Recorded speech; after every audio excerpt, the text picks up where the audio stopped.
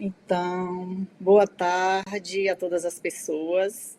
Vamos dar continuidade ao seminário de abertura do MPED. Então, o seminário de abertura que tem como título Da Realidade à Intervenção, o MPED e o Compromisso Político de Transformação Social, que acontece nesses dias 12 e 13. E hoje nós vamos ter a mesa de egressos, da intervenção às novas realidades, impactos e reverberações do MPED nas redes de ensino.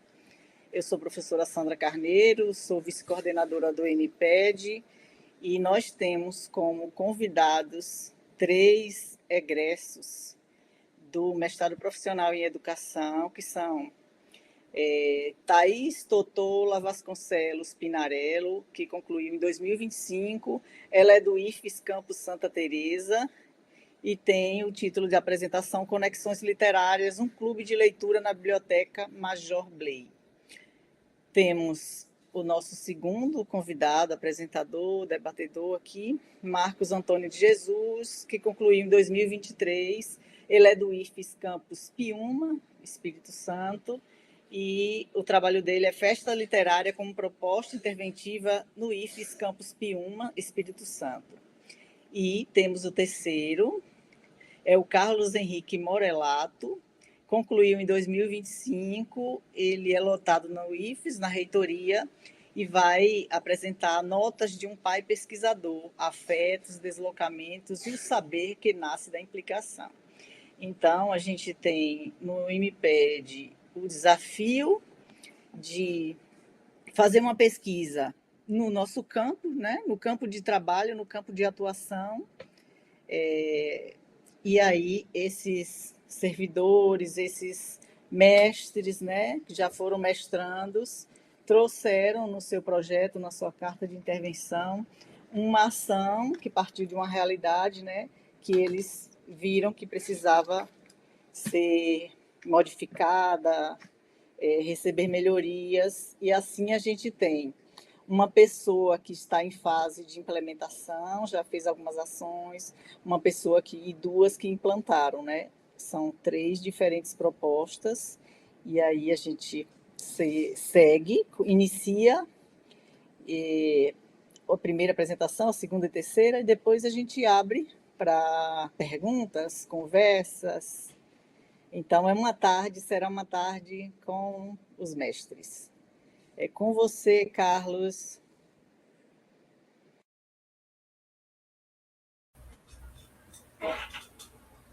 Olá, boa tarde, pessoal. Deixa eu subir aqui uma apresentaçãozinha. Para eu dar um contexto sobre a pesquisa, né? Interessante vocês primeiro compreenderem o que a gente pesquisou, para entender um pouco da nossa trajetória até o final, né? Como que a gente sobreviveu. Não fiquem com medo, tá, gente? E como a gente chegou aqui, né? Como é que a gente passou por isso, para contar um pouquinho da experiência como egresso. Eu sou o mais recente egresso, então temos uma escadinha aqui, né, de implantação.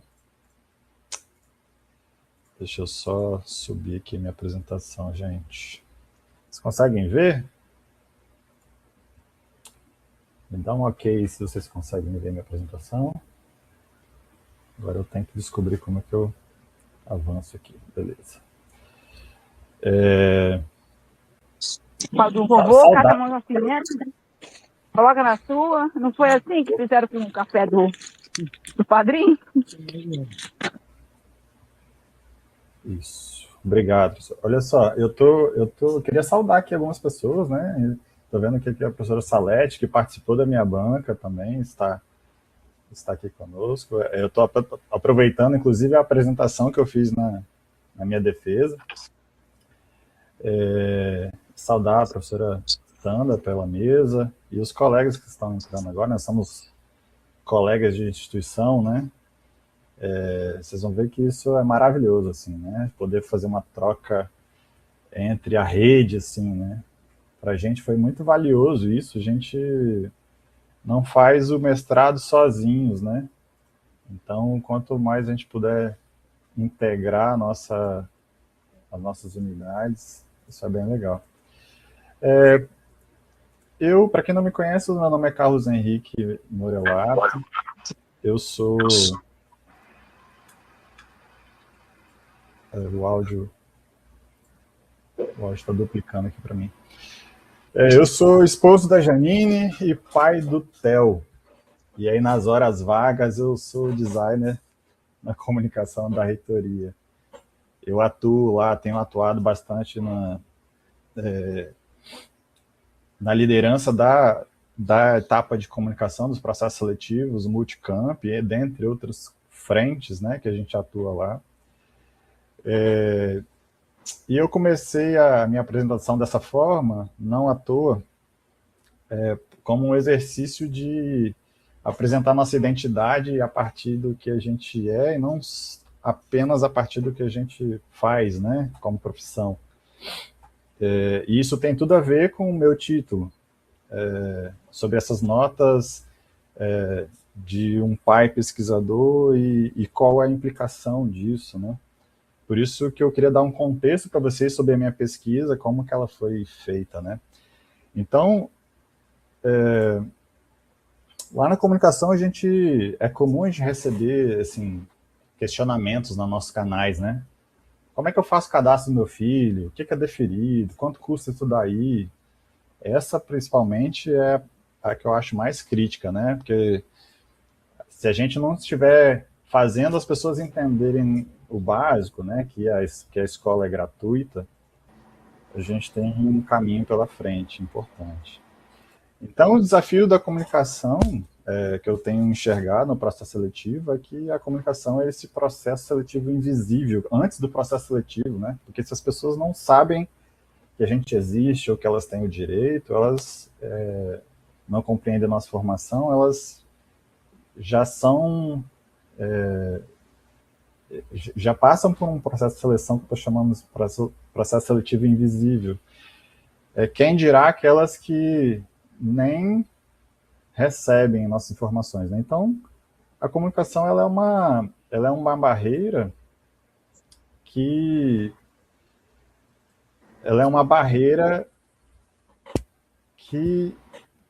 bloqueia que cria várias outras barreiras, né? E aí eu trago a indagação se a gente está realmente ofertando vagas ou só abrindo vagas. E aí, depois que eu submeti esse projeto, né, o meu projeto é como que a comunicação pode potencializar o acesso das pessoas a nossos cursos técnicos. E aí eu começo a contar para vocês uma história agora um pouco pessoal. Após submeter o projeto e entrar no programa e há alguns meses, nós tivemos aqui na minha casa o diagnóstico do meu filho com um transtorno do espectro autista. O pequeno Theo aqui tem 6 anos, tem 5 anos, vai fazer 6. E aí a gente mergulha nesse universo, né? A gente é recente, né? Foi em 2013, logo depois que eu entrei no mestrado. E eu já tinha que fazer algum recorte na pesquisa e eu não tinha como não olhar para isso. Não tinha como, imerso na vida pessoal, numa perspectiva que eu chamo de agridoce, assim, né? De medos e angústias e, ao mesmo tempo, uma percepção de missão, né? E eu trouxe isso para o trabalho. Eu modifiquei a minha proposta, né? Sentei com meu orientador e minha coorientadora, a gente modificou a proposta para fazer uma análise sobre esse público específico, né? Então, meu trabalho ficou como que a comunicação pode potencializar o acesso de pessoas com autismo ao IFES. E daí eu fui levantar os dados, né? Eu vou correr aqui com alguns slides, gente, só para a gente ganhar tempo. Então, eu fiz uma etapa quantitativa, onde eu levantei os dados para saber qual é o cenário. Então, eu peguei dados do processo seletivo, atendimento dos NAPNs, do censo, para a gente saber quanto da população a gente tem no Espírito Santo, nas regiões. E aí, uma enquete que a gente tem sobre a comunicação lá no formulário de processo seletivo, e cruzei esses dados. Vou apresentar um pouco deles para vocês agora.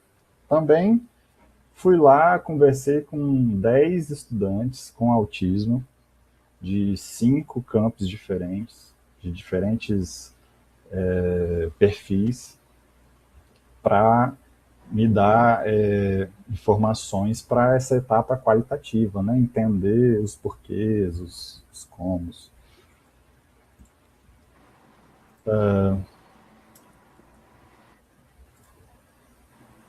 E aqui eu vi que a gente tem um paradoxo, né? A gente tem, ao mesmo tempo que a gente teve um aumento de pessoas com autismo sendo atendidas no Instituto, né? Esses são dados dos NAPNs nos últimos anos, a gente teve uma diminuição grande de ocupação das vagas para pessoas com deficiência nas cotas. Então, temos pessoas entrando, mas não temos pessoas entrando pelas cotas. E isso foi um dos recortes que eu fui atrás de entender, né? Então, aqui eu tenho alguns gráficos para mostrar para vocês. A barra azul é a quantidade de vagas ofertadas, e a laranja que é a quantidade de pessoas, não só de pessoas com autismo, mas pessoas com deficiência que se inscreveram para a cota, ou seja, mais da metade das vagas ficaram ociosas. E aqui é o meu recorte, né, de pessoas com transtorno do espectro autista em relação aos que entraram pelas cotas e que não entraram pelas cotas, e aí os que não entraram pelas cotas supera aqui nos últimos anos quem entrou pelas cotas, e a gente precisa entender por quê, né? Por que as cotas, porque o recado que a gente acaba passando é que as cotas não são necessárias, né? Quando a gente pode ter um problema de comunicação muito sério. Mas o que é importante aqui, gente, estou avançando aqui rapidamente os dados para vocês, é que a gente precisa conhecer, né? Eu acho que a grande questão aqui é ter alguém interessado olhando para alguns números, porque a maioria de nós talvez não saiba como anda o ingresso de alunos, né? Eu sei que cada um de nós tem um escopo de trabalho no seu setor, né? Eu não sei se todos aqui se temos aqui professores e técnicos. A nossa turma foi basicamente todos de tais, tínhamos uns 2 ou 3 professores, mas cada um tem o seu escopo aí de trabalho e olha para um lugar.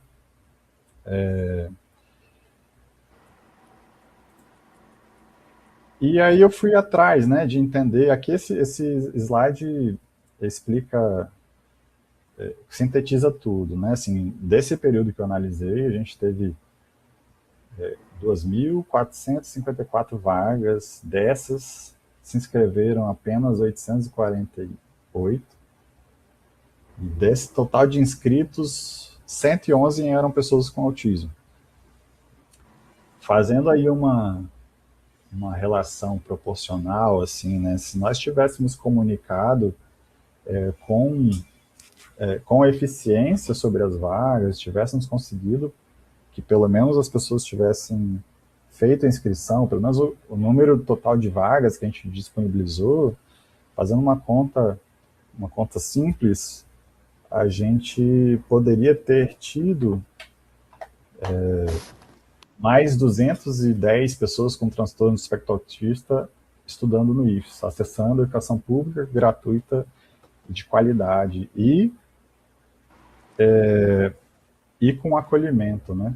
Porque quando eu ia perguntar para eles, eles desconheciam o apoio que eles poderiam ter aqui pelos NAPNs, né? E isso é grave, né? Assim, porque para uma família que tem um filho com deficiência, o que ele mais quer é saber que o filho está indo para uma escola onde vai ter apoio, acolhimento, né? São muitas camadas aí de,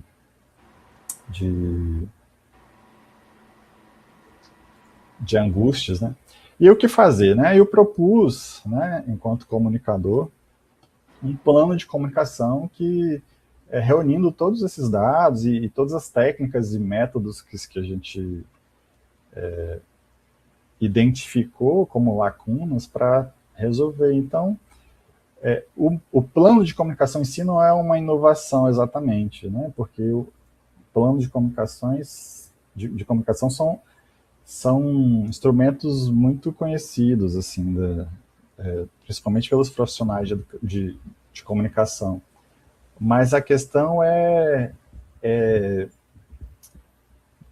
ter isso estruturado para resolver ou para tentar mitigar um problema muito focado, assim, né? Então, esse plano ele foi baseado em quatro categorias, né? 4 frentes. E eu vou começar aqui por baixo, né? O design universal, que ele vem trazendo essa forma onde a gente tenta ao máximo universalizar mesmo, né, o design, a forma como que a gente apresenta nossas informações para que seja acessível ao máximo de pessoas possível. Isso é o que o design universal vem trazer. A comunicação pública aqui em cima como um propósito, né, lembrando o que a gente faz aqui, né, que é promover o acesso, garantir direitos. Parece trivial, mas a gente tem muitos enfrentamentos, inclusive internos, né, assim, de pessoas que ainda acreditam que a instituição é para uma elite, que precisa ser mais rigoroso para que entrem só os mais capacitados, e que nem concordam com cotas, com reserva de vagas.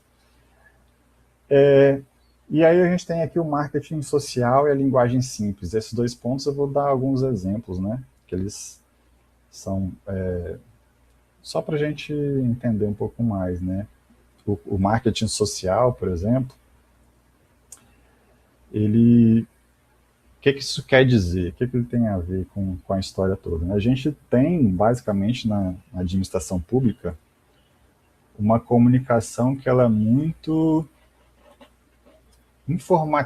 informacional. Deixa eu usar essa palavra, informacional, assim, onde a gente disponibiliza informações. Só que isso ainda não basta. Não basta. Hoje a gente enfrenta, assim, uma sociedade, um cenário que a gente precisa de posicionamentos ou até de convencimentos sobre comportamentos que podem promover o bem comum, né? Por exemplo, defender a vacina como uma coisa boa, defender a ciência, defender ações de saúde pública, né? Estou usando a saúde para ficar bem mais fácil de entender, né? Enquanto tem uma outra força de desinformação fazendo as pessoas acreditarem que coisas boas, na verdade, não são boas, a gente acaba tendo que fazer o movimento contrário, né? De influenciar as pessoas. E vocês, não sei se vocês já notaram, mas a comunicação recente do governo federal tem sido muito nessa linha, né? De posicionamento, de enfrentamento, de influência sobre questões sociais, né? Aí eu trouxe alguns exemplos, né? Aqui o primeiro é daqueles ataques que a gente andou sofrendo sobre a nossa soberania, então a gente teve posicionamento, sobre a defesa do SUS, né? Toda essa coisa de, por exemplo, vacina, sobre a sustentabilidade do SUS, né? Entre outros. Então, a gente precisa lançar a mão cada vez mais, principalmente porque quando a gente olha para os nossos números de ingressantes processos seletivos, a gente vê que existe uma curva preocupante. A gente já foi o dia que a gente lançava um edital e não precisava fazer mais nada. Hoje a gente tem editais de reclassificação um atrás do outro. Se você olhar para os concomitantes subsequentes, muitos cursos com menos de um candidato por vaga. Então a gente está olhando para o que está acontecendo, o novo cenário, as novas, principalmente pós-pandemia. Isso exige de nós uma comunicação um pouco mais eficiente. E a linguagem simples é aquilo que a gente tem tentado lançar mão nos últimos meses, que é tornar a nossa comunicação menos complexa para os usuários, para aquela população que é assim, né? A nossa comunicação, os nossos instrumentos de seleção, os nossos editais, eles exigem que as pessoas tenham uma capacidade que elas não incompatível com o que a gente comunica, né? É como se a gente oferecesse educação básica, mas exigisse muito mais do que isso para acessá-la, né? E existe uma metodologia, né, que se chama linguagem simples, que é tornar textos complexos, textos simples e fáceis. Isso é uma barreira, inclusive, de cultura que a gente tem internamente, porque a gente tem um lastro no juridiquês, né? A gente parece que as pessoas têm medo de que se ela não disser exatamente o que precisa ser dito ali dentro da norma técnica e da lei, que ela corre o risco de um risco jurídico, né, e abre precedentes para judicialização. Então são barreiras que a gente tem que quebrar e a gente está engatinhando, né? E aqui eu já começo a dizer que, apesar de eu ter defendido a dissertação agora em dezembro, eu estou nesse início de implementação, né? E aí minha implementação está sendo muito assim, né? Como eu estou no setor onde é o foco do meu projeto de intervenção, e eu estou na função onde eu consigo implementar, eu vou pontuando a cada dia uma ação, uma melhoria, né? A linguagem simples já é uma realidade que a gente tem no Instituto, bastante aquém do que a gente precisa alcançar, mas a gente já tem conseguido fazer uma comissão de linguagem simples, alguns treinamentos. A gente teve uma evolução nas páginas dos processos seletivos, que eu também relato lá na minha dissertação. E eu tenho uma perspectiva muito boa, né? A gente está com uma nova gestão no Instituto, a gente tem uma abertura grande com essa nova gestão para a implementação dessas melhorias, né? São pessoas muito atentas ao que acontece nesse momento do ingresso. Então, tem boas perspectivas de conseguir implementar. E aí o que eu queria finalizar falando para vocês, gente, é que eu mencionei, né, como eu modifiquei meu projeto para olhar um pouco para esse lado do autismo por uma questão pessoal. Existe aí uma potência na implicação, né? A implicação é quando você tem uma relação direta com o objeto de estudo, né? Há quem diga que o pesquisador precisa ter uma isenção, né? Um rigor científico, mas o rigor científico ele não precisa anular o sujeito que sente, sabe? Na área da inclusão, da acessibilidade, por exemplo, grandes avanços, ou eu não sei se a maioria deles, arrisco a dizer, foram produzidos a partir de familiares ou de pais que arregaçaram as mangas e fizeram algo para mudar a sua condição, né? E o convite que eu faço para vocês, inclusive esse título, eu fiz um capítulo da minha dissertação, e eu até convido vocês a depois a lerem lá, que são as notas de um pai pesquisador, né? No meio de uma pesquisa. Por que eu resolvi fazer essa intervenção no meu própria dissertação, né? Eu vinha numa escrita ali mais acadêmica e eu interrompi para fazer uma fala um pouco mais pessoal, para falar sobre isso, assim, né, as minhas angústias, porque eu acho que isso é importante ter no projeto de vocês, quais foram os percalços, o que não deu certo, para que as pessoas que leiam também entenderem que o caminho não foi linear, né, não foi só de conquistando os objetivos que você tinha proposto, mas, por exemplo, eu conto ali, né, nesse capítulo que a coisa da compreensão do autismo ela é muito nova para mim, né, enquanto pai.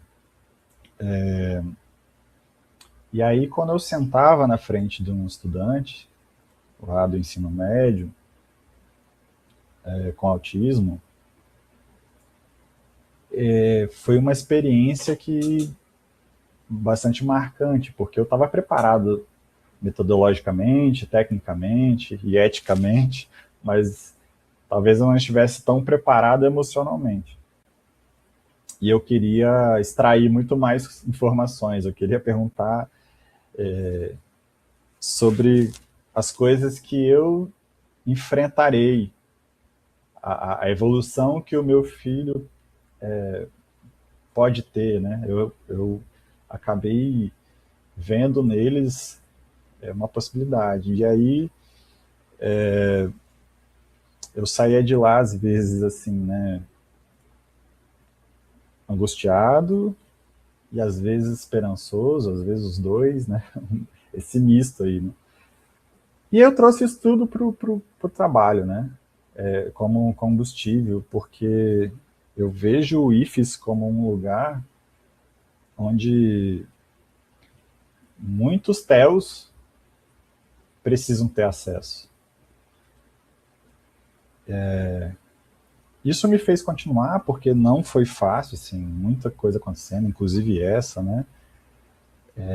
Lidar com o mestrado nesse contexto.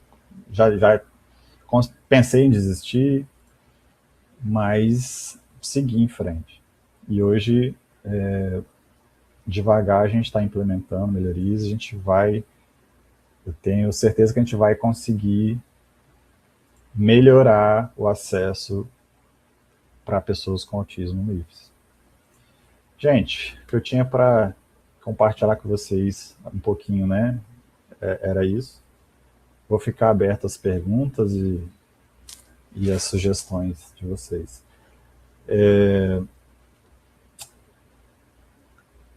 Eu queria só dar os créditos aqui a minhas ilustrações, uma brincadeira que eu fiz na defesa. Quem fez as ilustrações, eu fiz com a ajuda de IA, né? As ilustrações desses slides, mas não qualquer IA. O ilustrador com autismo, que foi o próprio Theo. Eu ensinando ele a fazer aquarela e ele aproveitou e ilustrou a minha apresentação. Obrigado, gente. Que trabalho lindo, Carlos. Parabéns. Então, a gente vai seguir e vai deixar as perguntas para depois, tá certo? Guardem aí, minha gente. Ou já anotem no chat, por favor. Então, agora a gente passa a Thaís. Você pode transformar Thaís em apresentadora, tornar Thaís apresentadora. Invertemos, viu, Marcos? Porque era o que defendeu mais distante era você, pela questãozinha técnica, a gente inverteu. Sem problema, sem Tá problema. bom? Tá funcionando agora meu áudio, né? Ótimo, tá sim. Tá sim. Então beleza.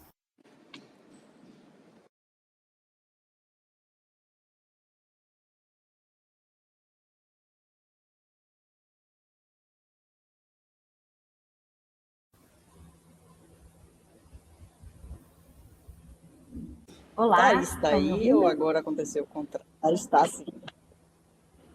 Sim, Thaís.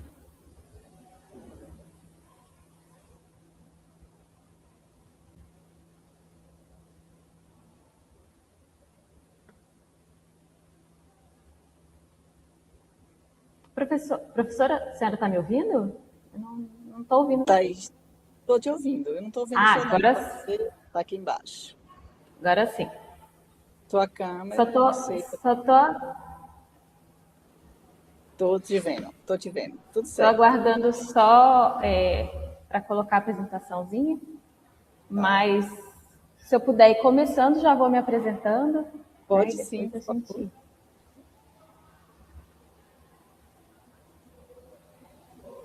Então,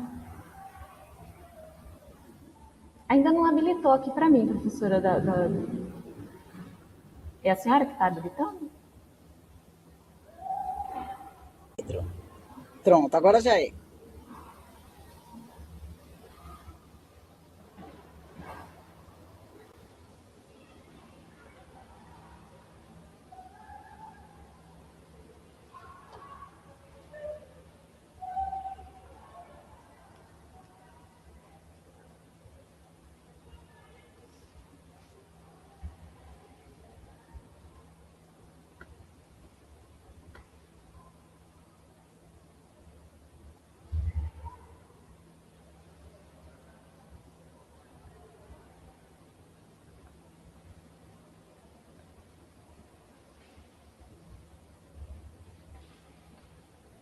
Vocês estão vendo a apresentação?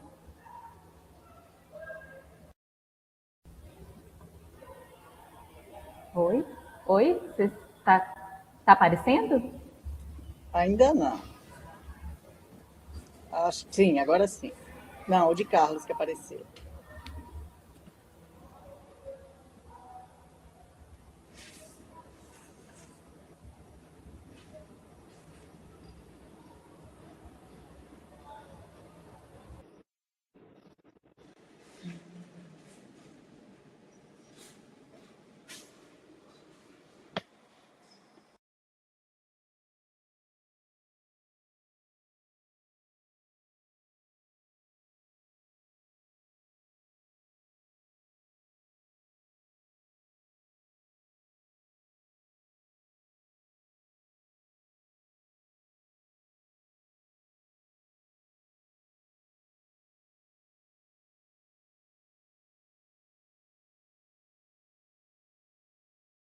Apareceu o de Carlos novamente.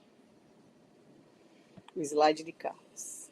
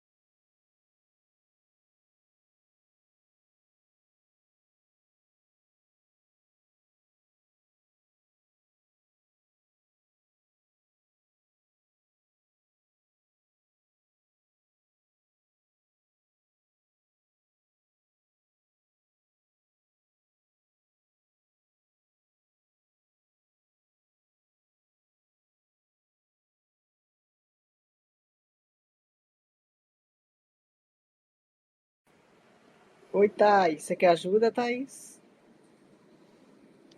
Você quer enviar para Pedro?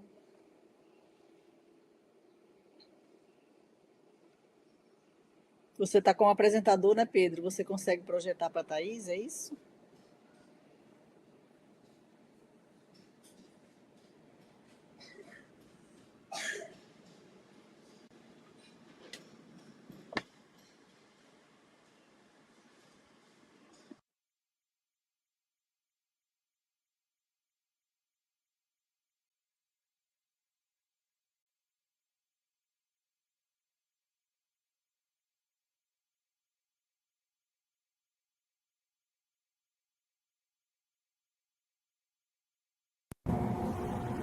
Será que caiu a conexão dela, Sandra?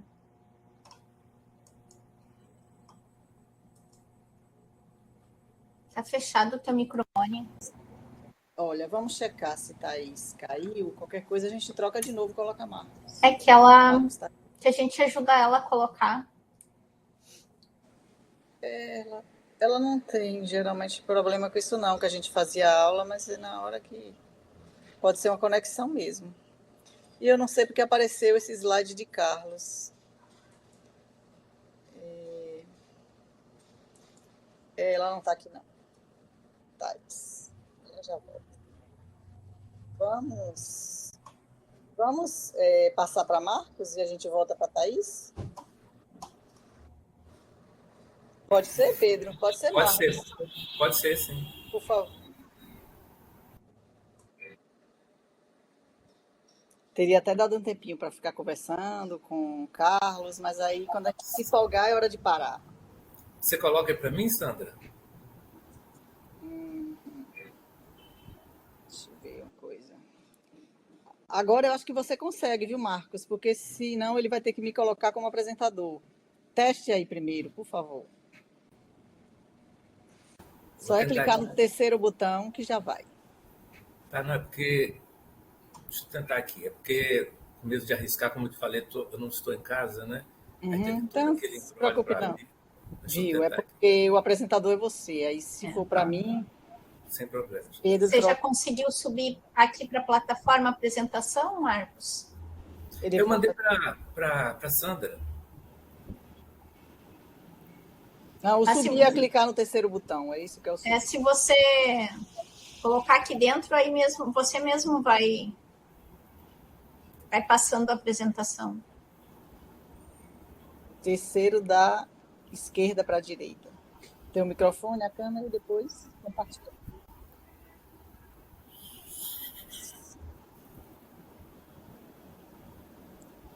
Deixa eu monitorar, Thaís. Mas aí ele vai compartilhar a tela, né? Ele pode subir a apresentação nos botõezinhos mais à direita. Tem um espacinho que tem um ícone, tipo um grampinho para ele subir a apresentação para dentro da plataforma, daí ele vai passando aqui. Bom, vamos lá. Me dá o caminho, então, porque eu fui aqui no terceiro botão, compartilhar sua tela. Mas isso. Aí, deixa eu ver aqui.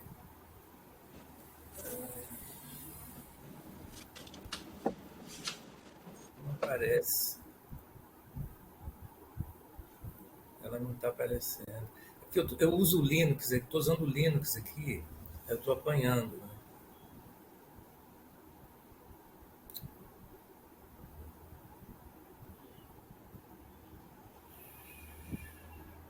Então, deixa eu fazer outra coisa.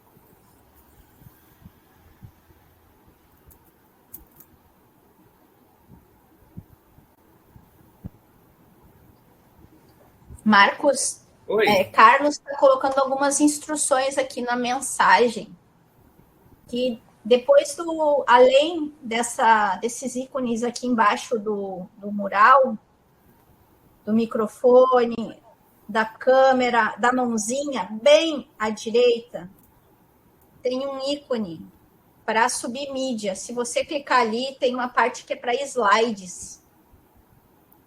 Aí você pega dentro do seu computador e joga para cá. Peraí, vamos lá de novo, desculpa.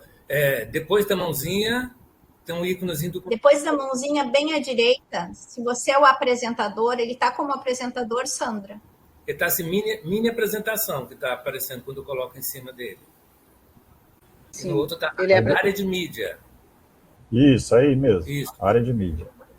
Tá. Aí vai aparecer um slides na caixinha. Ah, tá. Acho que agora vai. Peraí. Deixa eu achar aqui.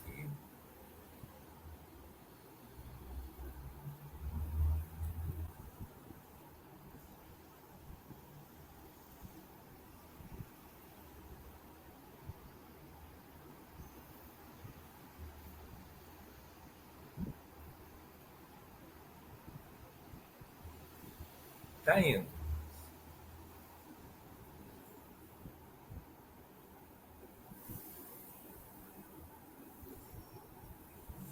E agora? Eu já mandei, eu arrastei para lá, mandei carregar. Agora ela deve aparecer na lista ali, ó. Tem esse slide da professora Sandra, tem um outro e tem o meu. Agora, Aí se arrasta para o lado.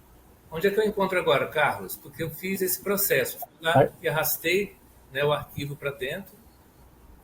você clica ali no mesmo lugar onde está as mídias, aquele botão de mídias onde você fez o upload, Ah, que você deve ver agora a capa do seu ali disponível. achei. A gente está conhecendo mais funcionalidades, né, plateia? Aí, Pronto, ótimo, Marcos. Pronto. Pedro, eu enviei uma mensagem para você, Pedro. Só expandir. Por favor, olha. Contigo, Marcos. Agora aparece para todo mundo aí? Tá lindo, Marcos. Viva a Flipio! Isso aí. Bom, podemos começar? Só não sei como abrir mais a tela aqui, mas acho que agora. Bom, vamos assim mesmo, desse tamanho, né? Tá grandão aqui para nós. Não sei se para os outros, mas para mim tá grande. Tá. É enorme. Tá Pronto. ótimo. Podemos começar? Ok? Então vamos lá. Bom, pessoal, meu nome é Marcos, né? A minha orientadora nesse projeto foi a doutora Silene Nascimento Canda. O projeto é formação de leitores no ensino médio, festa literária como proposta interventiva no IFES. Isso era um desejo meu de muito tempo, fazer algo assim. Mas a UFBA foi fundamental nesse processo, porque durante a minha orientação, teve um momento que essa baiana aí, essa minha orientadora, eu falando com ela, né? Ela me orientando e como fazer uma festa literária, dialogava com a minha proposta. E aí a gente conversando assim, ela falou: "Oxe, por que você não se apropria disso, Marco? Vamos lá, enfrenta isso, rapaz, vamos colocar isso no projeto e tal." E aí a gente colocou no projeto, e aí foi onde assim foi aquele safanão que me fez ir para frente. Isso foi final de 2022. 2022. Bom, essa pesquisa ela levou em consideração as subjetivações do sujeito participante. Aí ela investigou qual era a relação entre a literatura e o universo sociocultural do público médico. Gente, desculpa que está passando barulhão aqui, mas tá, porque infelizmente eu estou em outro ambiente. O objetivo era a reflexão e a construção de novas práticas didáticas no âmbito da formação leitora. Bom, como proposta interventiva, como eu disse, né, a gente implementou então a festa literária de Piúma, a Flipio. Estou até com a camisa dela aqui. Né? E aí ela se constituiu em uma política pública, né, política pública e cultural de letramento literário. Ela é construída dialogicamente com a comunidade acadêmica do IFES e em parceria com outras instituições. No caso, quando a gente começou, a prefeitura ela era uma parceira como apoio, né?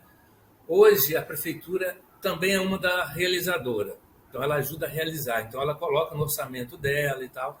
E nessa próxima edição, nós estamos indo para a 4ª edição, a escola estadual grande que tem aqui, ela já pediu para também ser parceira nesse processo, então ela também vai participar, não só levando os alunos, mas como também colocando os seus próprios alunos como protagonistas do próprio processo, né?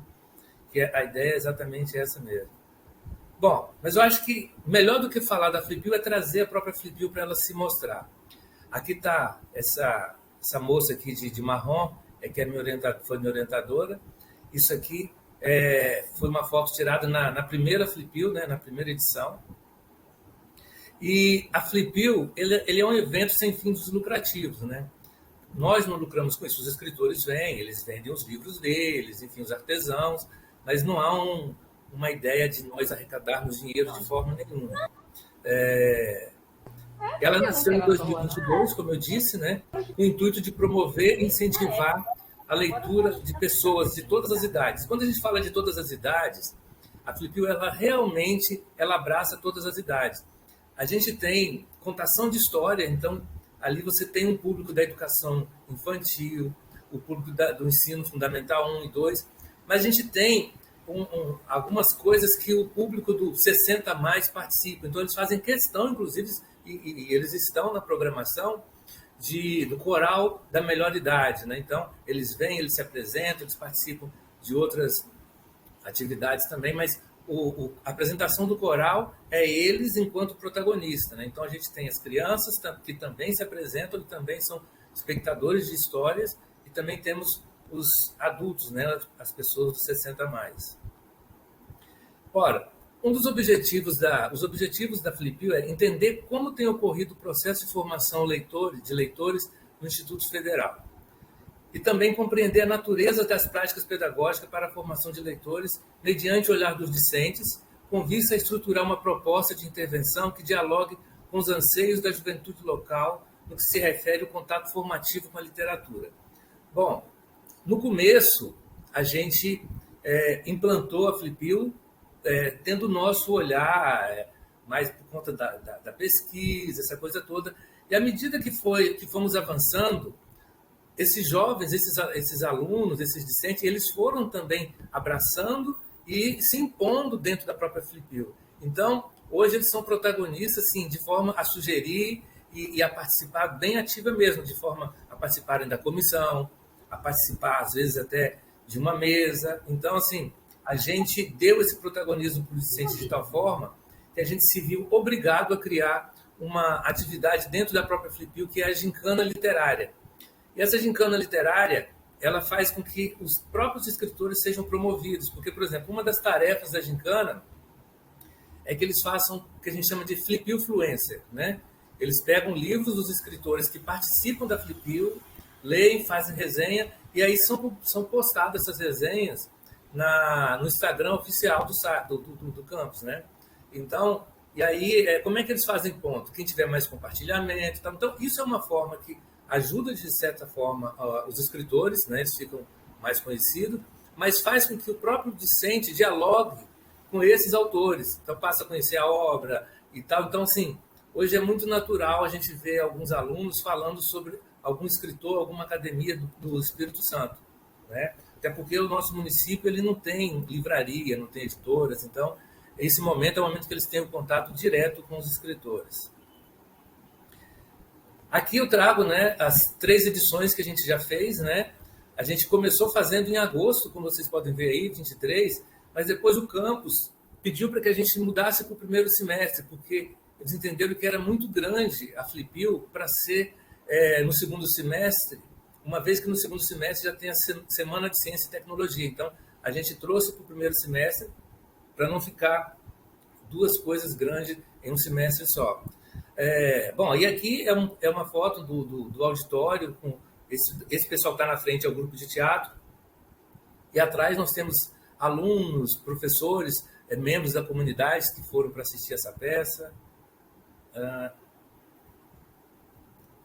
Bom, a Flipil ela tem trazido algumas consequências, alguns impactos que a gente considera positivo, né?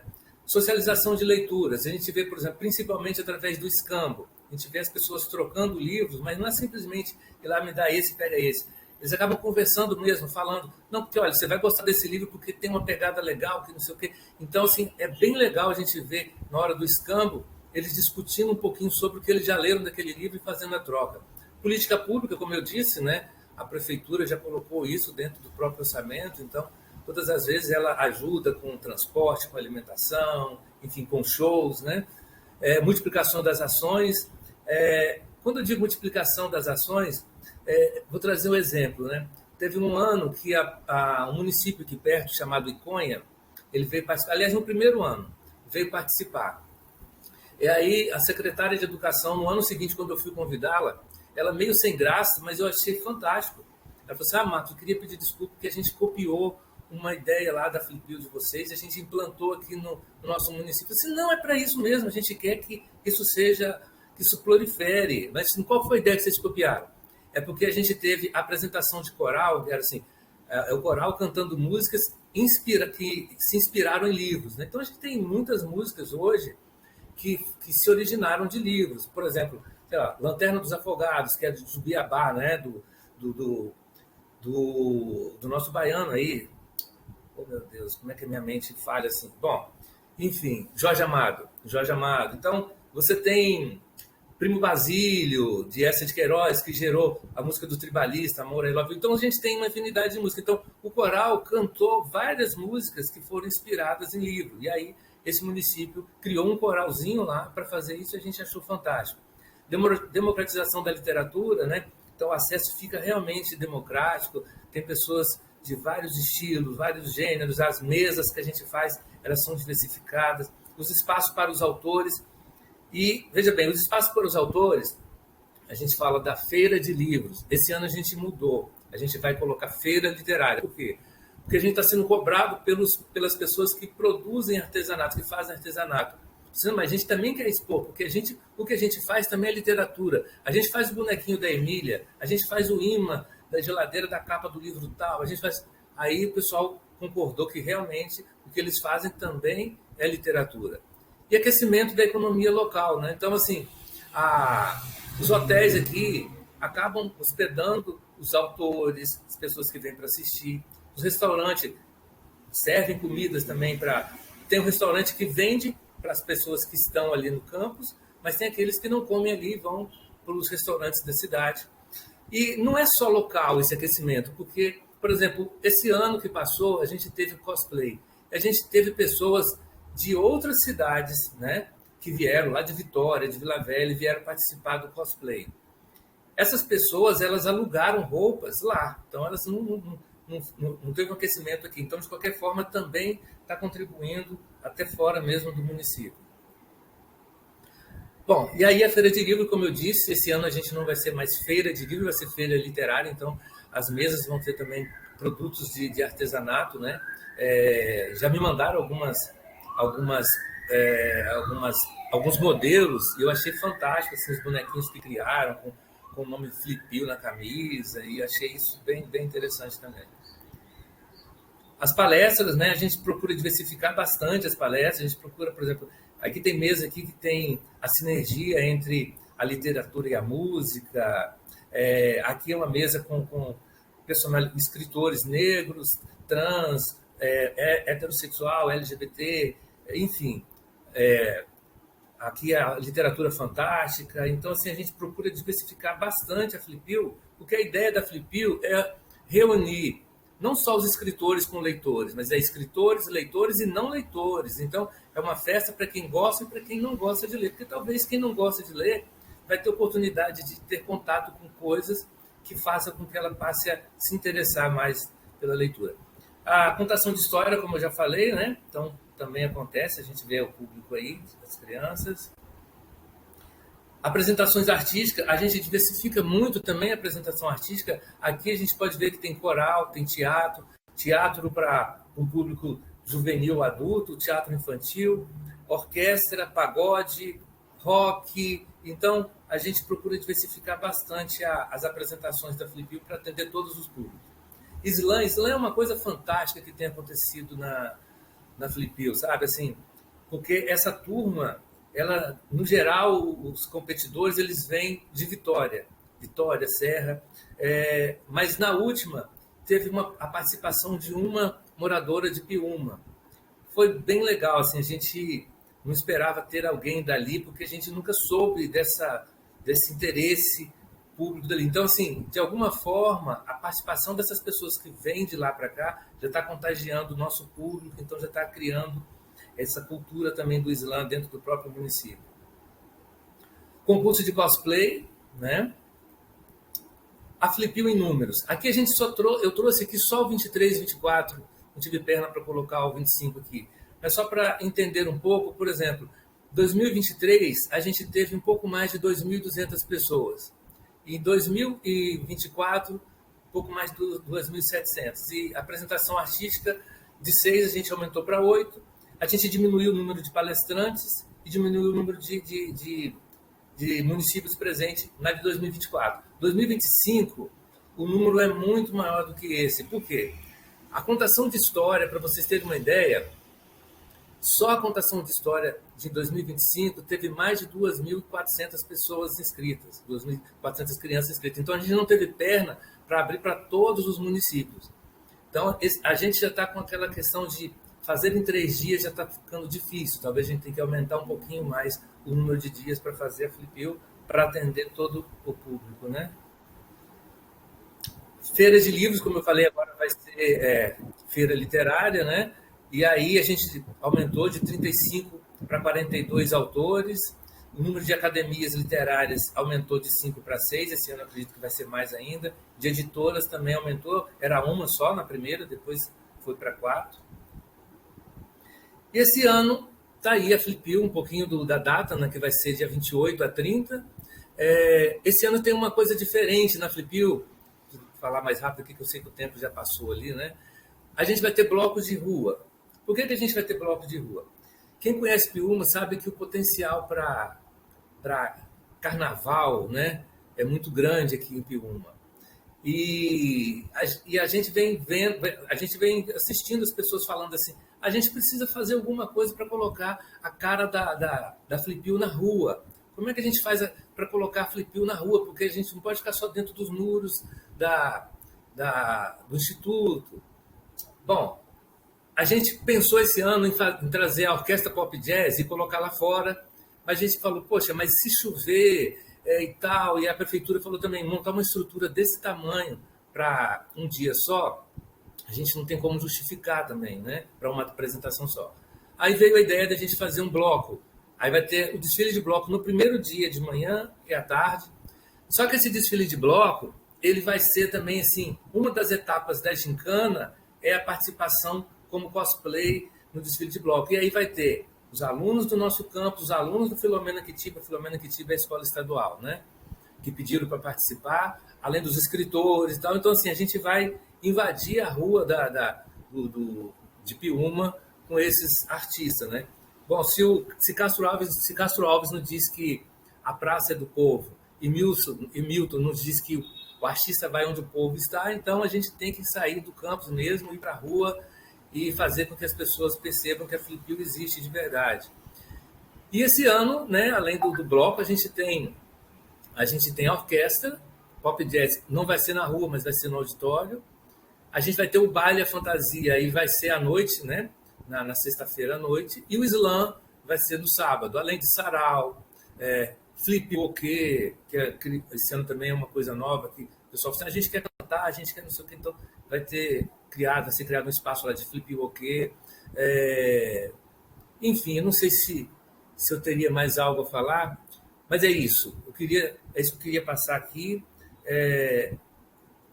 Dizer que estou muito feliz, né? Só fazer a consideração final aqui. A Flipil atualmente é uma realidade que ultrapassou os muros do Campus Piúma, como eu disse, a questão dos blocos, a gente precisa ir para fora. Não se trata apenas de uma festa para leitores, e sim de uma proposta interventiva que reúne leitor e não leitor no mesmo cenário, tendo sempre a literatura como protagonista. Bom, estou muito feliz de estar aqui.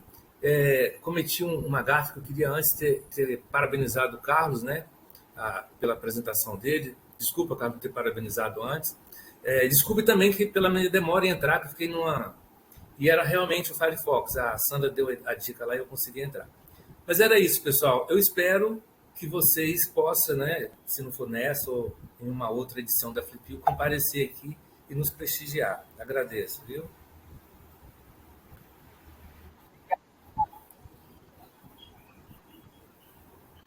Obrigada, Marcos. Parabéns pela sua apresentação. Trabalho que cresceu de modo, né, cresceu enorme, virou um trabalho enorme. Vejam bem, né, o tempo de trabalho do mestrado, que às vezes não dá nem tempo de implementar. Aí eu falo para a começando. E depois ele ganha corpo, ele se expande, né, com muitas outras mãos, com muitas outras mentes que chegam para incorporar. Agora é a vez de Thaís, né? A gente passa a Thaís. Pedro leu a mensagem, aí ele orienta que você tente, Thaís, passar, e possivelmente vai dar certo. Ou pelo apresentar direto, ou colocar aqui, né, como Salete orientou, Marcos, colocar na área de mídia, mas é de mídia, porque ele já fica aí guardado. Eu acho que você fica mais no celular, né? Dá para tentar.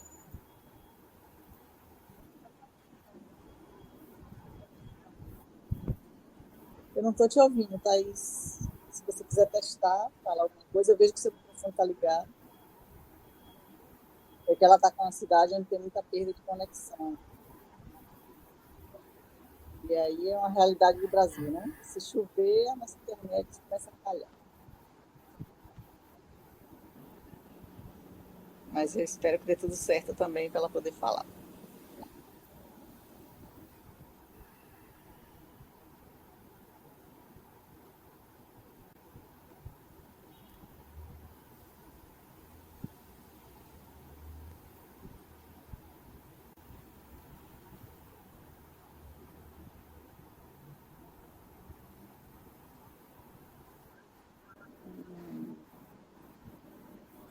Eu não entendi, Marcos Sandra. ainda é um apresentador. Pedro, você pode mudar, por favor?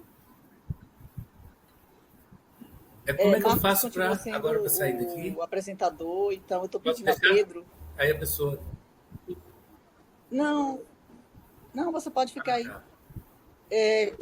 Quem vai trocar é Pedro. Ele tira essa função, né? E coloca para Thaís.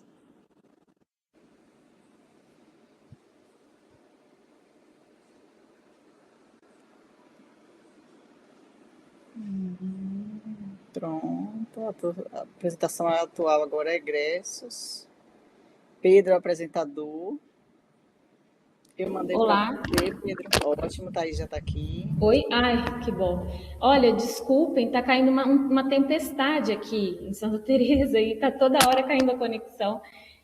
Ai, É uma mas pena que a acho gente agora não cai. escuta a tempestade, tá? Que eu adoro o cheiro de chuva. Nossa, mas a senhora viu os vídeos aqui, tá caindo folha, tá caindo árvore, tá caindo tudo aqui pelo redor e pelos arredores eu tô aqui agoniada com a conexão.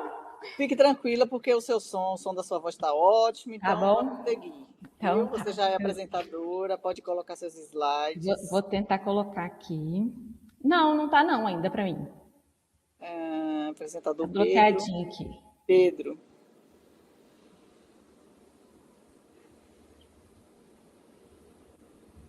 Professora, será que eu não apresento?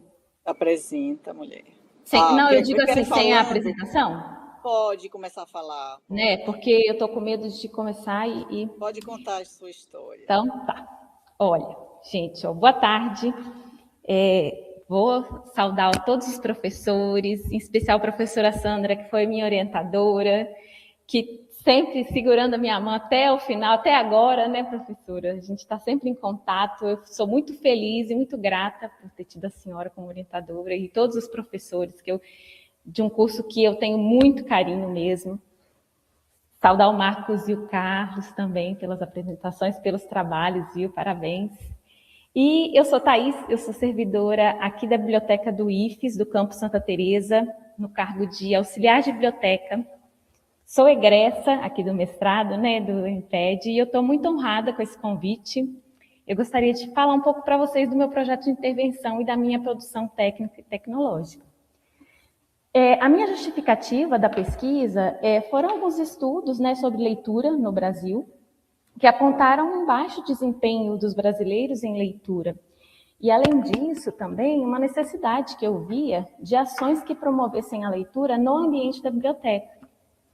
Então, unindo isso tudo, eu cheguei a uma problemática que era, considerando os dados apresentados sobre leitura, que ação poderia ser desenvolvida no ambiente da biblioteca, aqui, né, no caso do IFES Campus Santa Teresa, que envolvesse leitura e contribuísse para a formação de leitores aqui na escola. Então, eu comecei pensando essa atividade e comecei a investigar qual seria a viabilidade de um clube de leitura no campus que pudesse ser uma intervenção capaz de incentivar a leitura. Então, para isso, eu comecei a buscar os hábitos de leitura dos estudantes, as preferências, as dificuldades, né, para subsidiar a construção da minha PTT. Então, para isso... É a senhora que está passando, professora? Pode passar mais um slide, por favor? Pedro. Ô, Pedro, por favor. Então, essa pesquisa, ela tem uma natureza, tinha, né, a natureza interventiva, com uma abordagem qualitativa. Eu fiz uma revisão de literatura sobre os clubes de leitura. Meu projeto foi submetido, né, e aprovado ao Comitê de Ética em Pesquisa com Seres Humanos da UFBA e do IFES também. E aí eu parti, então, para a parte da partilha, que para mim foi uma experiência muito interessante. Ali eu consegui delimitar muito daquilo que eu tinha dúvida da minha produção, porque conversando com os alunos, nesse momento que eu conversei com os alunos, falei sobre o clube, pedi sugestões, ali foi quando tudo... se encaixou na minha cabeça do que realmente eu deveria seguir, né? Uma orientação. Foi muito interessante para mim esse momento da partilha. E também a produção de dados através de um questionário, né? Por meio de um questionário, eu extraí informações muito valiosas, então, para estruturar a PTT, que, então, foi feita, e aí a gente fez uma proposta de um clube de leitura, que foi denominado Conexões Literárias. Pode passar mais um, Pedro, por favor. Com estudantes dos cursos técnicos integrados do ensino técnico, do ensino médio, utilizando livros digitais, né, obras em domínio público ou disponíveis gratuitamente na internet. Realizada aqui na biblioteca, o clube ele da biblioteca, né, é realizado no espaço da biblioteca. E também a gente também faz a divulgação de resenhas literárias, que são feitas pelos booktubers, né, tentando fazer essa integração com internet também, né. E a minha defesa, então, foi realizada em julho, né, de 2025. Em outubro, foi implantada a PTT com a primeira reunião do Clube de Leitura. Tem sido uma experiência incrível, eu nunca imaginei que fosse ser algo tão enriquecedor para mim, porque eu pensava muito, eu tinha muita preocupação nessa questão será que os alunos vão realmente estar incluídos, né, no clube e nesse sentido de serem protagonistas? E no final eu falava assim, será que sou eu que vou ter que indicar os livros sempre? Será que eles não vão se envolver? E no final da história eu sofri à toa, porque desde o primeiro ciclo foram os estudantes que escolheram os livros. Então, todos esses que estão aqui, nós já lemos A Metamorfose, O Amanhã Não Está à Venda, Vidas Secas. Esse mês, o livro é Quarto de Despejo. E o mês que vem já está escolhido também, é A Hora da Estrela. E isso, o primeiro clube, porque agora tem o clube 2, que eu falo, porque o primeiro clube é de estudantes do segundo e terceiros anos, e tem 2 servidores também que fazem parte, que pediram para participar. E o clube 2 é dos ingressantes, dos alunos do primeiro ano, do ensino médio, que também já estão formando um outro clubinho. Semana que vem já é a primeira reunião de implantação, para também a gente decidir o livro e dar continuidade, então, às 2. É uma experiência muito interessante, tem sido muito interessante para mim. A gente faz reuniões de, às vezes, mais de 1 hora de conversa. Já teve caso, na Metamorfose, a gente teve que marcar mais do que uma reunião, porque a gente queria conversar mais, né, sobre o livro. E é impressionante o envolvimento dos alunos com as obras, assim, é muito legal. E, além disso, esse projeto, houve uma mudança significativa na rotina da biblioteca, inclusive, assim, dos alunos também. eles agora têm vindo pedir indicação de livros, eles querem conversar sobre os livros que eles estão lendo. Abriu-se um canal de escuta muito interessante ali, uma movimentação que tem sido diferente, mas que tem sido muito boa para a gente. E a partir do clube, outras iniciativas acabaram surgindo. A gente fez uma ação da Semana do Livro da Biblioteca. Pode passar mais um, Pedro, por favor? Deixamos alguns livros, digamos, perdidos, assim, para serem encontrados pelos estudantes, né, como uma ação da biblioteca também, né, voltada à leitura. E agora, a partir do mês de fevereiro, a gente faz todo mês o Leitor do Mês, como uma forma de, enfim, né, de motivar os alunos a lerem, e tem uma premiaçãozinha, que é um livro, né, claro. Então, isso tem movimentado, né? A partir do clube de leitura, várias outras ações têm acontecido, e houve uma movimentação. E aí, depois disso também, esse mês nós fizemos uma exposição na biblioteca, então a biblioteca passou a estar aberta para outras frentes, outras atividades, assim, então tem sido muito, muito bacana. Então, por fim, assim, o que eu gostaria de deixar de mensagem é que as nossas produções, às vezes, mesmo quando parecem simples, como eu muitas vezes achei que a minha fosse, né, elas carregam uma potência enorme quando elas são aplicadas, que num primeiro momento talvez a gente não tenha ideia do quanto, e eu não tinha, né? E eu tive a professora Sandra que sempre tirava isso da minha cabeça, não é simples, não é simples. E eu desejo muito sucesso nesse que é um curso que me fez crescer como profissional e como pessoa, me fornecendo bases e a segurança que eu precisava para implementar as ações que estão alinhadas com o meu propósito profissional. Muito obrigada, viu?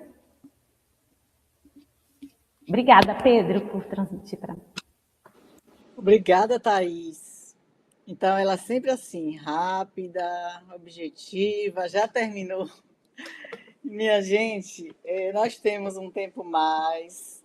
Quero parabenizar os três. Observem, quem está começando agora no mestrado, a gente tem que pensar uma produção técnica, tecnológica, né?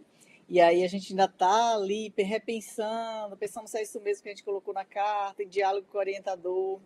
Quando a gente encontra um caminho e segue, parece começar do pequeno, né? Mas olha só como vai ampliando, né? Tudo que Carlos trouxe aqui, que já tem um pouco de implementação de linguagem simples para a pessoa com aspecto autista, os dados que ele traz da pesquisa que fundamentam como o Marcos traz esse caminho, como é que o projeto surgiu em diálogo com a orientadora, um desejo lá antigo, né, de colocar em prática uma feira, nasce da literatura e já incorpora outras e outras linguagens, extrapola o campus, vai para uma cidade, né, toma outras cidades. Thaís está movimentando a biblioteca em tão pouco tempo, já mudou hábitos de estudantes, e teve uma vez que Thaís chegou, né? Posso falar mais dela porque eu orientei. Professora tem poucos alunos, e agora? Será que... Então, aquelas dúvidas que a gente tem, né? Esses exemplos de trazer essa mesa de egressos, e eu agradeço demais os três por terem aceitado, é exatamente para dar voz aos mestres e mostrar essa força, encorajamento, esse ânimo, para dar esse ânimo para quem está conversando, para quem ainda está elaborando com as dúvidas, porque é isso, muitas vezes a pesquisa nos leva para um caminho que a gente nem tinha pensado. Um dia a Thaís veio e falou assim, olha, tem outra professora querendo criar um clube de leitura, e agora? Né?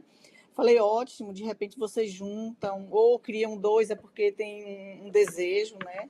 De alguns, e isso vai ganhando força, vai ganhando corpo. E ela vai ali, olha, outras pessoas vão começar a participar, os estudantes já estão escolhendo os livros. A coisa caminha, né? A pesquisa caminha, ganha outros direcionamentos, é tudo muito cheio de vida, porque representa as nossas necessidades, né? Então, está aberto o momento para perguntas, comentários, tanto no chat.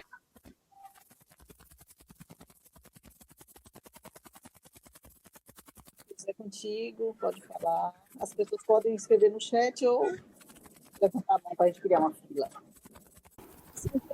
Posso falar, Sandra? Acho que dá para tirar o banner, que daí a gente fica aparecendo melhor aqui, maiorzinho. Ah, tá. Bom, só queria dizer uma coisa para vocês, né, que estão começando, né, que eu tenho toda essa experiência do mundo, não, mas se apropriem do desejo de vocês. É o mesmo que a minha orientadora falou.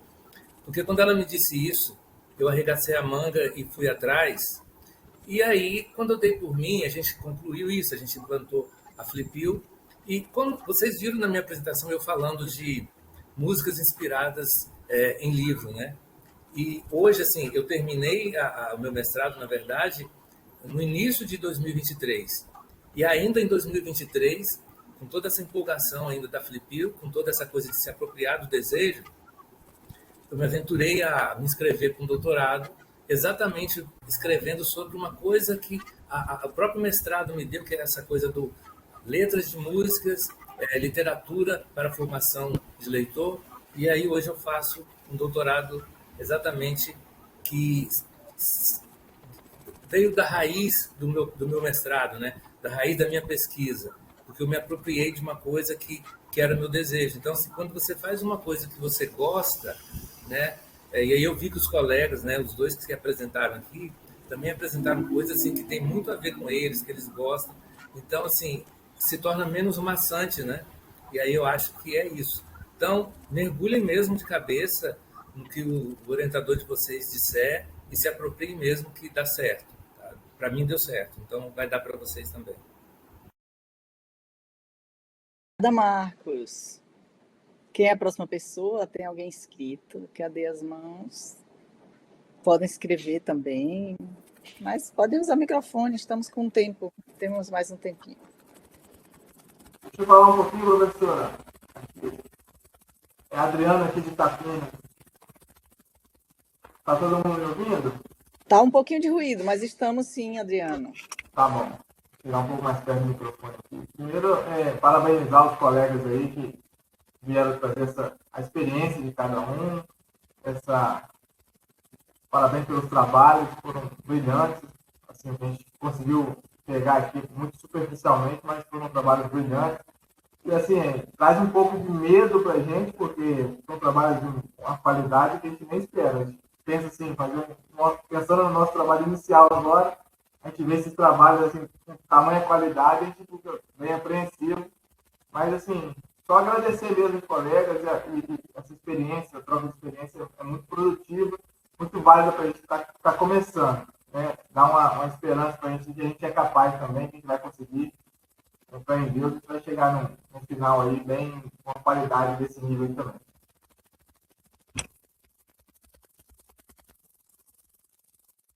Obrigada, Adriano.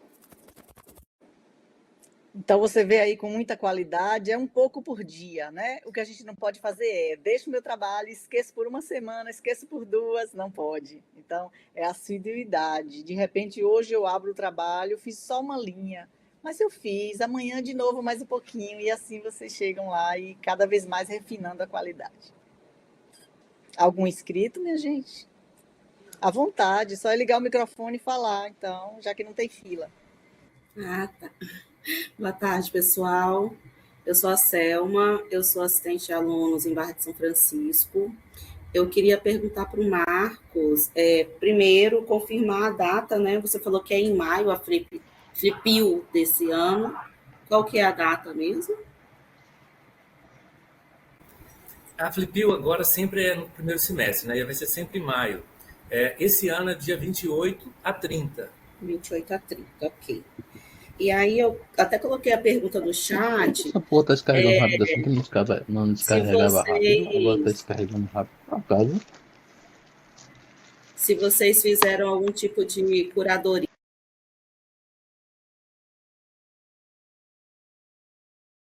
Selma tá muda. Selma tá muda. Você pode falar de novo, Selma? Ele está me mutando. É porque eu fui, na verdade, tinha 3 falas, uma sobreposta. Ah, sim. Já tá ok. Desculpe, Selma. Então, como que foi a curadoria dos livros, né, para vocês levarem para a feira literária? Quais foram os critérios para a escolha desses livros? Então, a gente abre uma inscrição, um processo de inscrição para os autores, né? Para os que vêm expor os livros, e aí sim, a gente vai ter livro infantil, romance. Eu vi lá, você perguntou sobre livros evangélicos, né? Ou voltado para religiosos. Também tem, né? Então, assim, a gente tem uma gama de livros. No Escampo também acontece a mesma coisa, mas isso não foi assim, vamos fazer com que tenha só livros dessa ou daquela natureza. A gente não fez essa escolha. A gente abriu o processo de inscrição, veio e assim, não teve nada que a gente falasse assim, ó, esse não pode porque isso aqui fere qualquer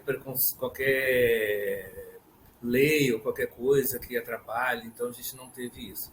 Durante o meu processo de mestrado, trabalho de campo, sim. Naquele momento, eu tive uma surpresa com um aluno que me perguntou, né? E aí, para mim, foi surpresa, porque eu realmente também não tinha noção que a nossa biblioteca não tinha, por exemplo, livros LGBT. E aí ele me perguntou por que nós, que somos LGBT, temos que ler romance hétero. E vocês que são héteros não podem ler romance LGBT. E aí, no campus, tem o NEPGENS, né? Naquela ocasião eu fazia parte do NEPGENS, levei esse questionamento do aluno, porque depois constatei que na biblioteca realmente não tinha. Então, hoje tem, né? E aí ele conseguiu demonstrar que há um preconceito, às vezes, quando fala de livros LGBT, pensando que o texto vai vir coisas absurdas, coisas imorais, coisas que a gente não consiga ler e tal, sabe?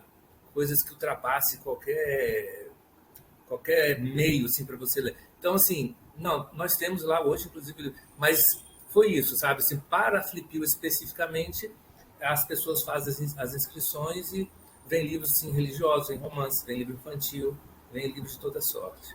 Não sei se te respondi, Selma.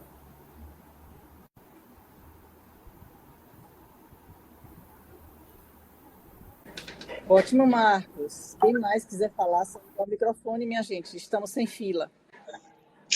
Thaís, parabéns pelo seu trabalho, Marcos também. Fiquei encantada com a Flipil, Marcos. Quando eu fui escrever meu projeto, eu cheguei a passar pela sua dissertação. E Carlos também, fiquei muito emocionada com a sua apresentação. Acho que quando mexe com o filho, mexe com todo mundo, né? Parabéns. E Thaís, fiquei encantada com a sua, de maneira especial, porque o meu projeto também trata de um clube de leitura. E no início, Sandra até fez parte da minha banca de avaliação do projeto. Eu fiquei um pouco em dúvida se isso seria bacana ou não, mas fiquei muito empolgada com a sua fala e com o seu projeto. E eu acho que a sua fala me deixou um pouco mais esperançosa, assim, mais motivada. Obrigada. Ótimo, Fabíola.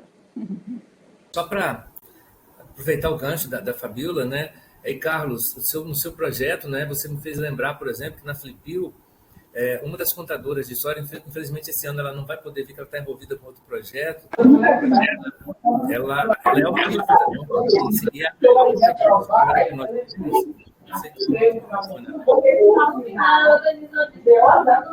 Referência, vou identificar quem é, para fechar.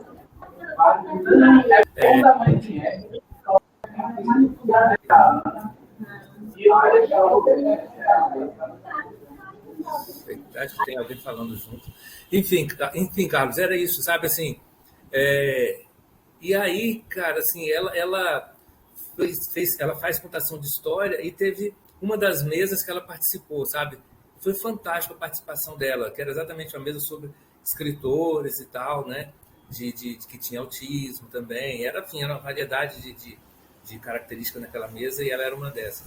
Então, assim, depois, se quiser, até te passo o contato dela também. Não sei se isso ajuda no seu trabalho, tá bom? Legal, Marcos. Eu queria aproveitar a fala de Marcos para tocar num assunto que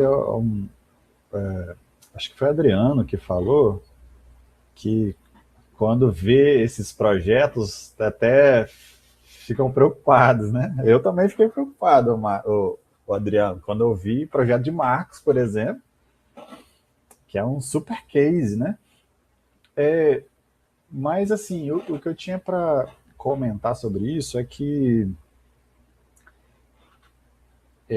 a nossa ideia sobre resultado, sabe, a gente e impacto, né? A gente precisa alinhar um pouco sobre isso, né? Por exemplo, quais mundos você impacta, né? Quantas pessoas você é capaz de alcançar para ter alguma transformação? Eu lembro que quando eu estava tabulando meus dados aqui, aí a gente tem aqui uma enquete que a gente faz nos processos seletivos para saber como que as pessoas ficaram sabendo do processo seletivo do IFES, né? E aí, por curiosidade, eu fiz um filtro lá para saber se a gente tinha alguém que entrou no IFES pelas cotas que tem uma renda familiar abaixo de um salário mínimo. E aí você vê lá que tem pessoas que estudam no IFES, acessaram pelas cotas, por causa de um panfleto. Um panfleto no meu universo aqui é uma coisa muito simples, né, do ponto de vista de material e tal. Mas aquilo foi instrumento para transformar uma família, né? Transformar uma história. Isso é muito interessante quando você pensa por esse olhar, né? Isso também é grandioso, sabe? Então, o impacto que vocês são capazes de promover no ambiente de vocês, nos setores que vocês atuam, também tem potência, sabe? Então é só assim, né? Não se como vou dizer, se assustar, né? Com os projetos e tal dos colegas, esses sucessos que a gente relata, né? Porque vocês vão chegar lá, vão promover. E assim, quando eu entrei no mestrado profissional, eu vi que o mestrado conversava muito com essa minha expectativa, porque eu nunca pensei em fazer um mestrado, principalmente acadêmico, justamente por causa da aplicabilidade, assim. Eu, como um técnico, eu ficava pensando, caramba, eu vou escrever um estudo que provavelmente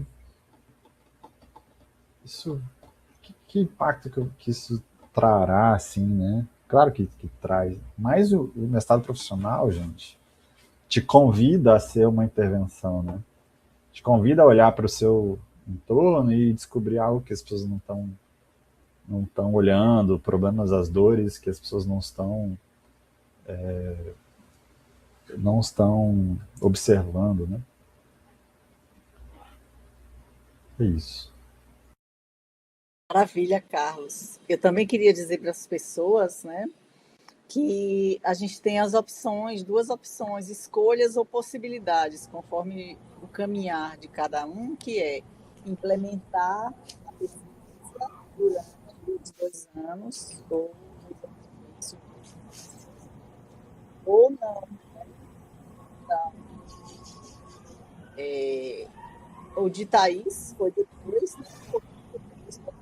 Ela já tinha condição de fazer, mas ela escolheu terminar e fazer depois. Então, também a gente tem que dosar para esse trabalho não ser enorme, né? Que aí você dá conta de muita coisa. Não... Mas, de qualquer modo, e aí eu perguntaria para Marcos. Carlos, eu também sei, né? Que Carlos falou que ele finalizou em dezembro e ele já tem algum caminho, né? O caminhar de implementar. Então, por isso que a gente coloca, né? Solicitou a Carlos para a gente mostrar esse processo, né? Antes do implementar também, para vocês perceberem os passos, um de cada vez, perceber que a gente depende do outro, né? É o nosso olhar que nos faz realizar uma pesquisa, propor uma pesquisa e realizar, mas no contexto de trabalho é primordial que a gente conte com outras pessoas no nosso ambiente, né? E, Marcos, eu queria saber se aconteceu essa implementação durante os 2 anos ou se foi posterior.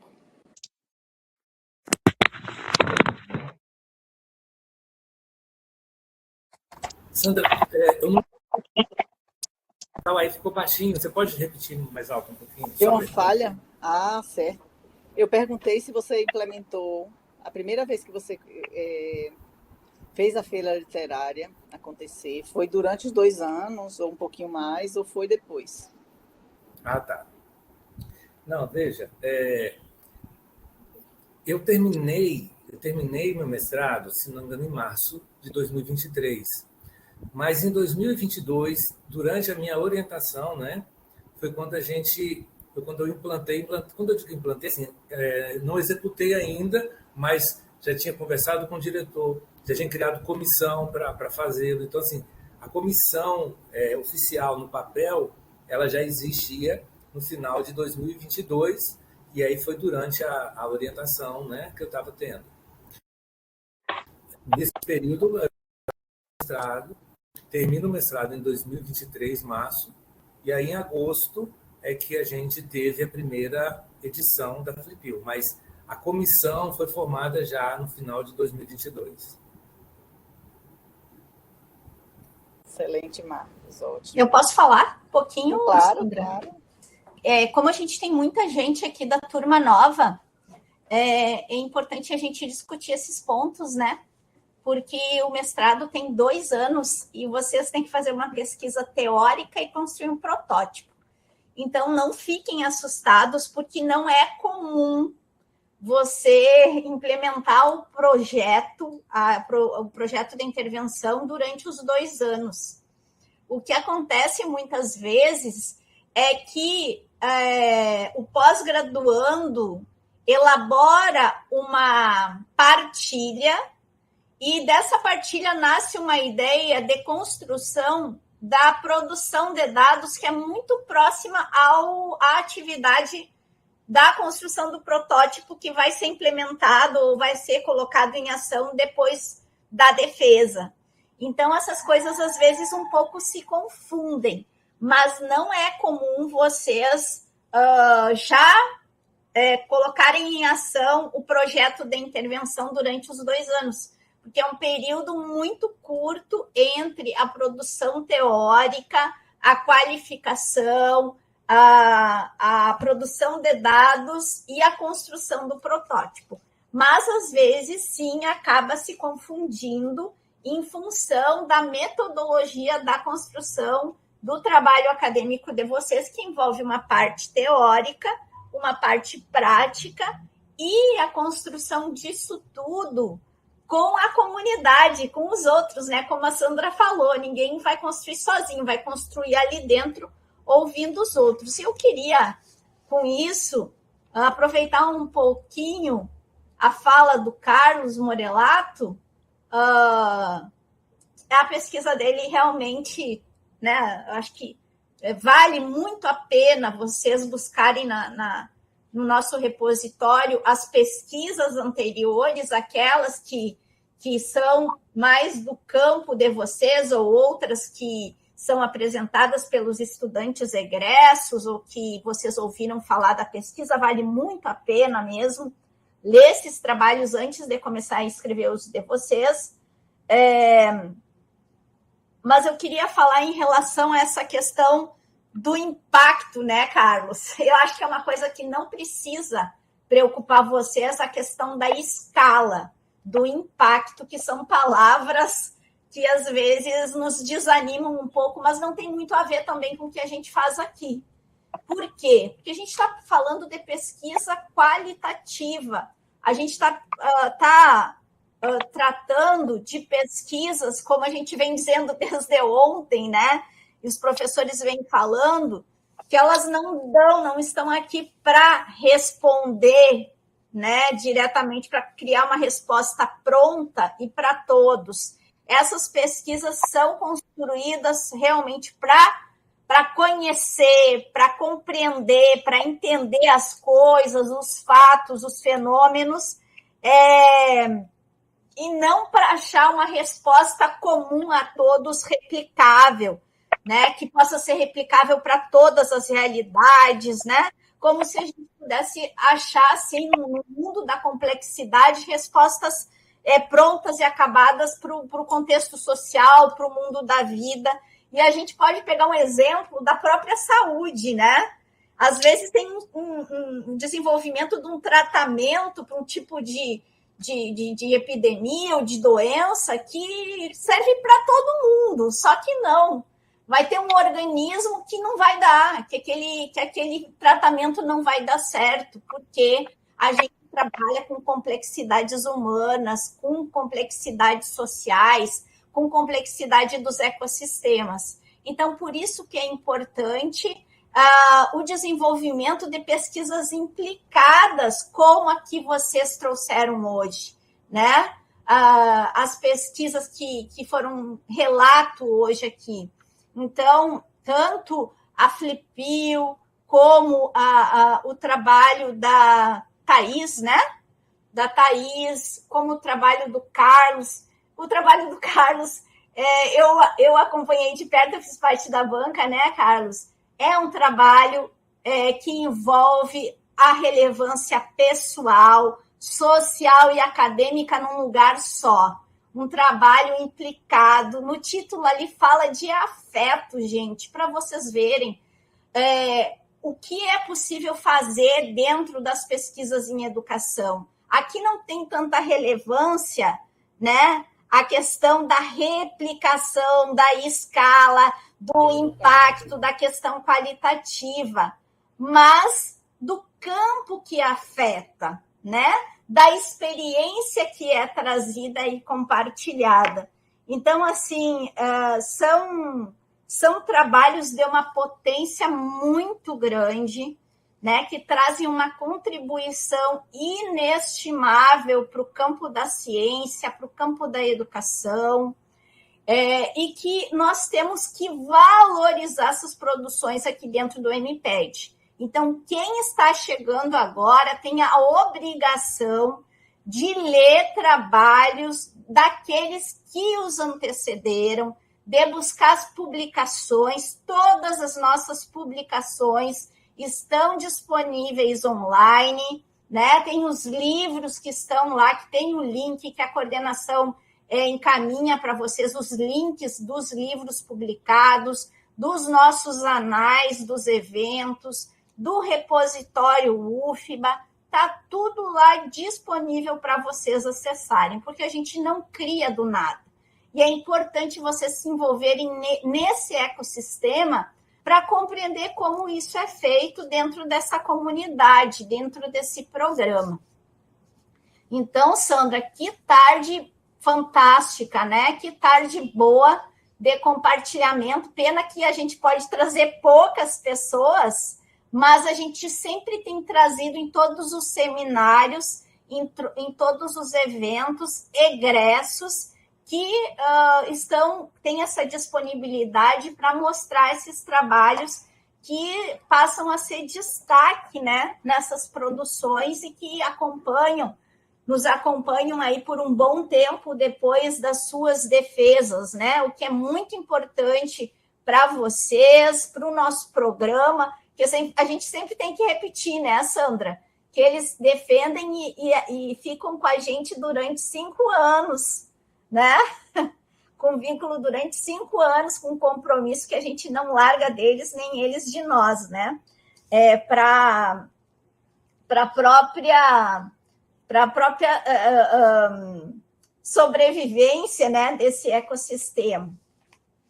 Então, é isso.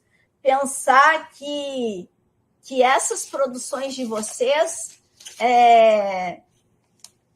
vão depender de vocês, do engajamento de vocês, né?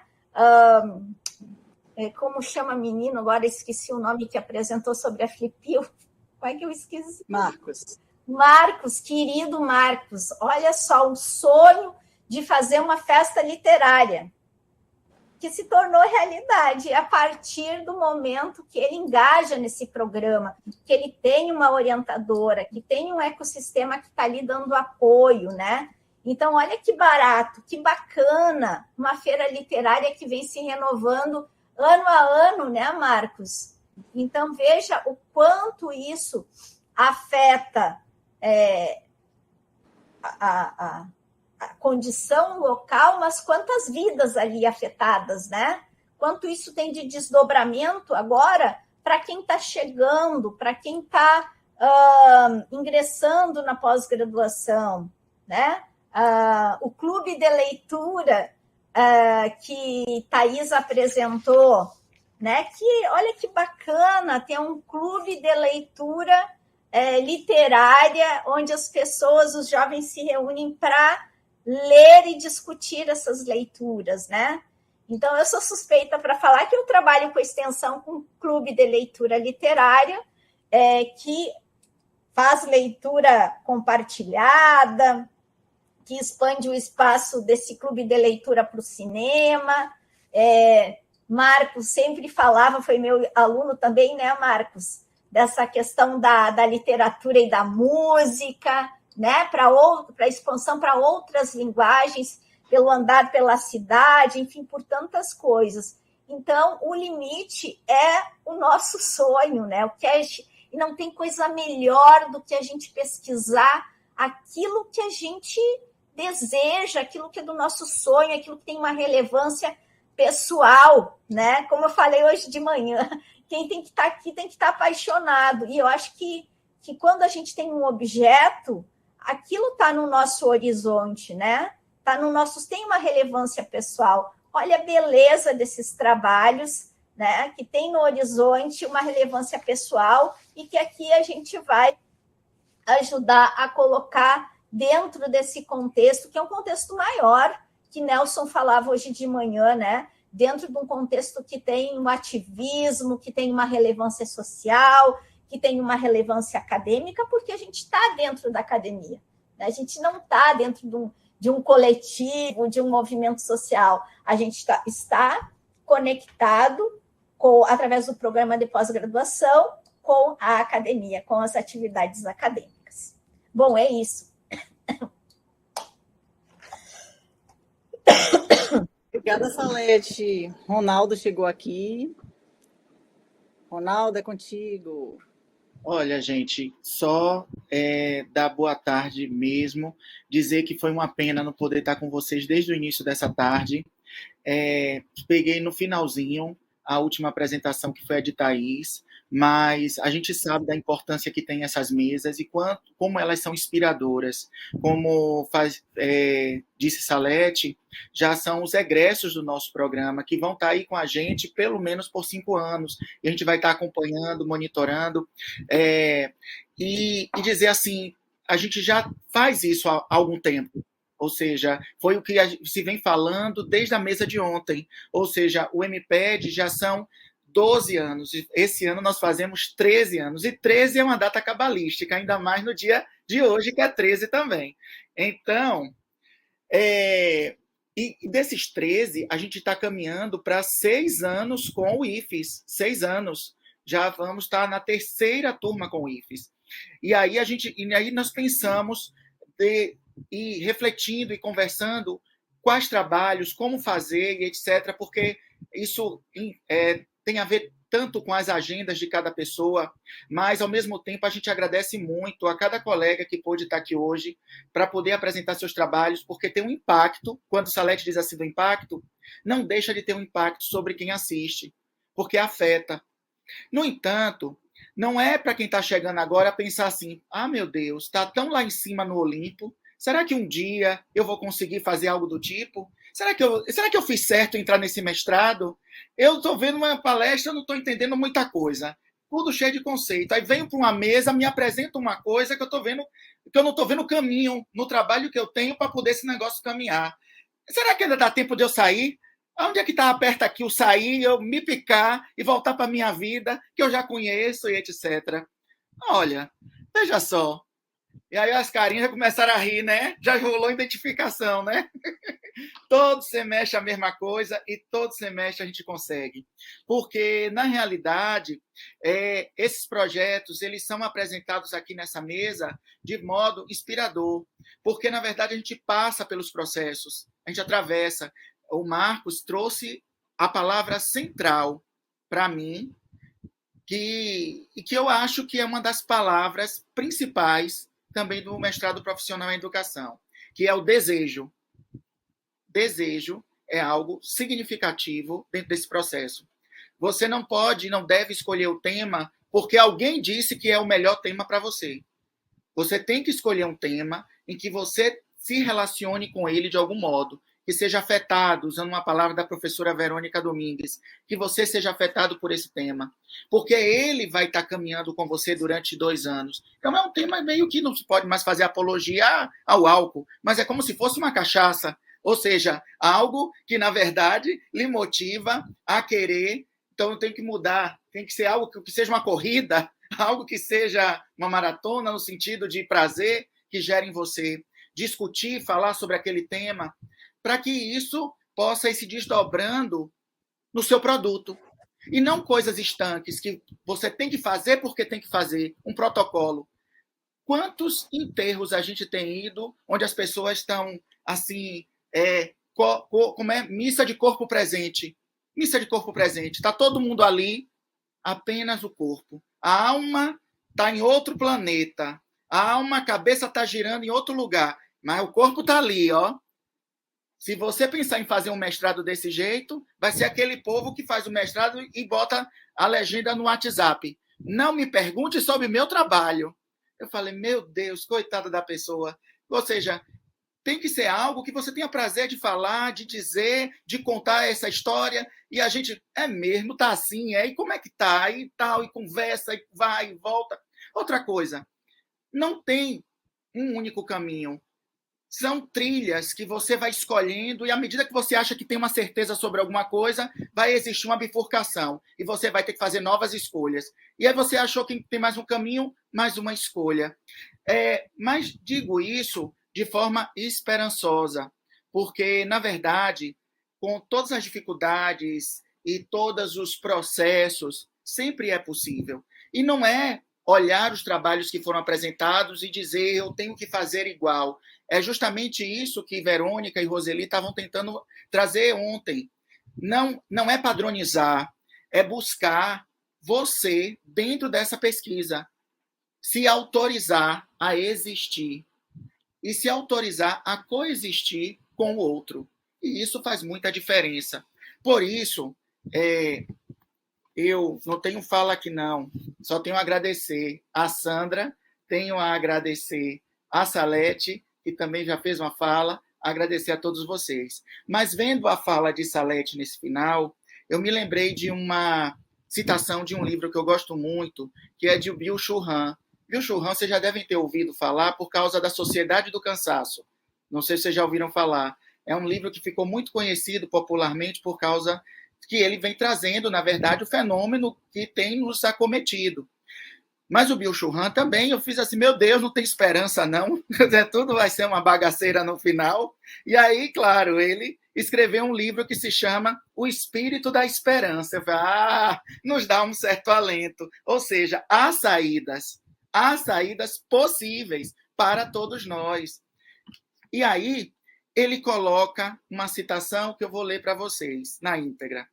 A tensão entre o impossível e o apesar de, como um ato de fé, abre o caminho para o futuro, mantém a língua ereta, um apesar de torna a vida possível.